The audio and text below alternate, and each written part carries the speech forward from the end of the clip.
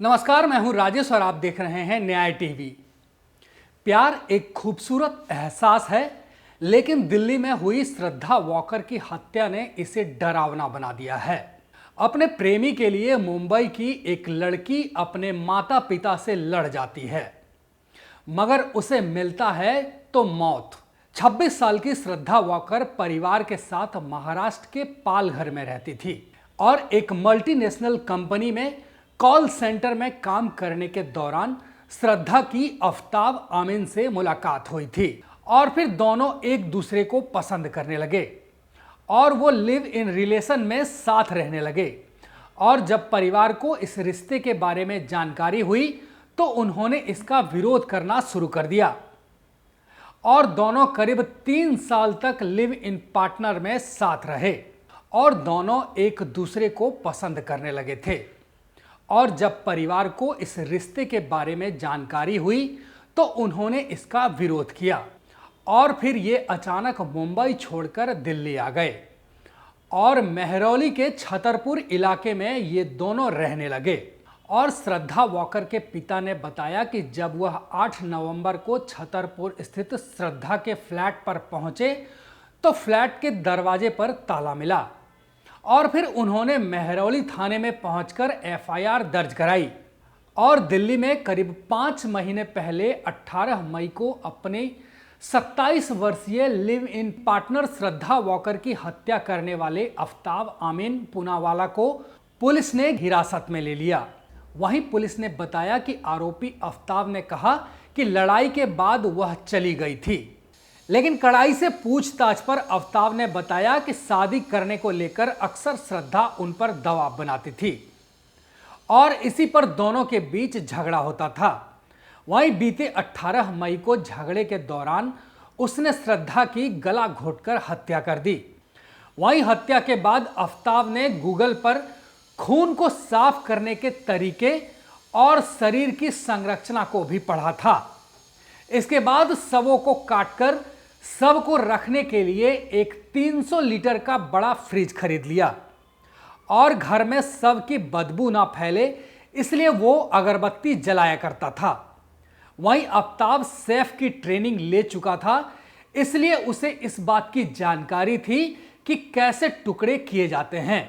वहीं पुलिस के मुताबिक आफ्ताब ने श्रद्धा की हत्या कर उसके शव के 35 टुकड़े किए थे और दिल्ली के अलग अलग इलाकों में फेंक दिया। साथ ही उसने यह भी कबूल किया कि वह रोज रात को 2 बजे फ्लैट से निकलता था और 18 दिन तक शव के टुकड़ों को अलग अलग जगहों पर जाकर फेंकता रहा। और पुलिस सूत्रों के मुताबिक आफ्ताब ने यह हत्या सोच समझकर और खोजबीन करके की है। आफ्ताब ने श्रद्धा का मोबाइल फोन महाराष्ट्र में ही कहीं फेंक दिया था।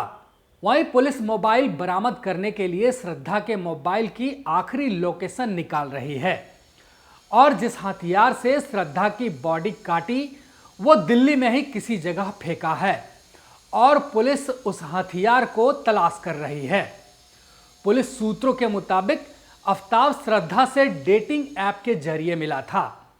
वहीं गैजेट्स और गूगल सर्च हिस्ट्री की पुष्टि करने के बाद पुलिस आफ्ताब के कबूलनामे को स्थापित कर सकती है और जून तक उसने श्रद्धा का इंस्टाग्राम यूज किया था और यह दिखाने की कोशिश कर रहा था कि श्रद्धा जिंदा है।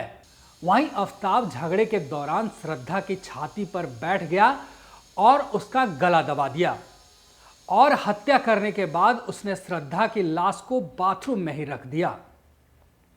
वहीं आफ्ताब शुरू से ही पुलिस से सिर्फ अंग्रेजी में ही बात करता था और श्रद्धा के खून से सने कपड़ों को उसने कूड़ा उठाने वाली एमसीडी के वैन में डाल दिया था। और श्रद्धा के मर्डर के 20 से 25 दिन के अंदर आफ्ताब ने डेटिंग ऐप के जरिए दूसरी गर्लफ्रेंड भी बनाई थी, जिसे लेकर फ्लैट पर भी वो आता था। और जब दूसरी गर्लफ्रेंड आई तो आफ्ताब ने श्रद्धा के बॉडी पार्ट्स कबर्ड में ही रख दिए थे। आफ्ताब के हाथों मारी गई श्रद्धा ने एक बार पहले भी अपनी हत्या की आशंका जताई थी और ये खुलासा श्रद्धा के एक दोस्त लक्ष्मण नाडार ने किया है। लक्ष्मण ने बताया है कि उस समय श्रद्धा मुंबई में ही रहती थी और तब दोस्तों ने जाकर उसे आफताब के घर से निकाला था और आफताब को चेतावनी भी दी थी। उस समय पुलिस में शिकायत दर्ज नहीं की गई थी क्योंकि श्रद्धा ने पुलिस में जाने से मना कर दिया था और श्रद्धा के साथ कॉलेज में पढ़ाई करने वाले उनके दोस्त रजत शुक्ला ने बताया कि कैसे आफताब की जिंदगी में आने के बाद श्रद्धा बदलने लगी थी। उन्होंने कहा, श्रद्धा और मैं एक साथ पढ़ाई करते थे और वह पत्रकार बनना चाहती थी और काफ़ी एक्टिव थी। वहीं साल 2018 में उनके जीवन में आफताब आया जिससे कि उसके जीवन में बदलाव आने लगा और साल 2019 में इसके बारे में पता चला तो शुरुआत में आफताब साधारण इंसान लगा और बताया गया था कि काम के चलते दोनों दिल्ली शिफ्ट हो गए थे और जिस तरह से उसकी हत्या की गई है यह सोचकर आत्मा कांप जाती है। रजत ने इसके पीछे बड़ी साजिश का शक भी जताया है और कहा है यह प्रेम की कहानी नहीं हो सकती क्योंकि किसी प्रेम की कहानी का अंत इस तरह का नहीं हो सकता।